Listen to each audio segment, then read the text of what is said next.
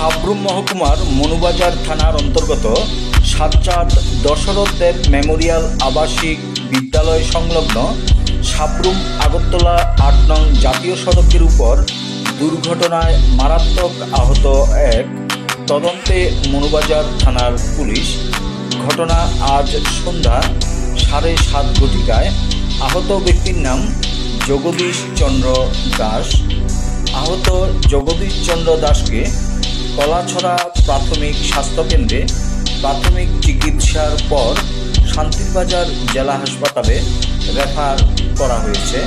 ঘটনার বিবরণে জানা যায়, সাজ্জাদ এলাকার বাসিন্দা জগদীশ চন্দ্র দাস বাজার থেকে বাড়ি ফেরার পথে রাস্তা পার হওয়ার সময় অপর দিক থেকে আসা TR03D0739 নম্বরের একটি ছোট গাড়ি সজোরে ধাক্কা দেয় জগদীশ চন্দ্র দাসকে।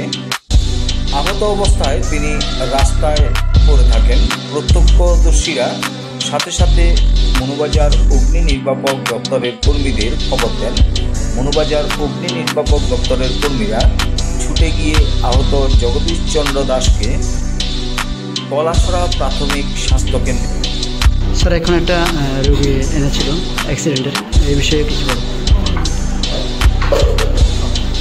একটু আগে আমাদের কলাছড়া প্রাথমিক স্বাস্থ্যকেন্দ্রে মিস্টার জগদীশ চন্দ্র দাস, 55 বছর বয়স, বাবা লেখ সুশীল কুমার দাস, বাড়ি সাতটার থেকে একটা অ্যাক্সিডেন্ট হয়ে আমাদের কলাছড়া প্রাথমিক স্বাস্থ্যকেন্দ্রে উপস্থিত হয়েছে।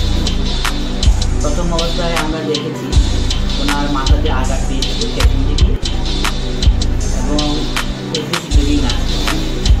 আমরা প্রাথমিকভাবে চিকিৎসা করে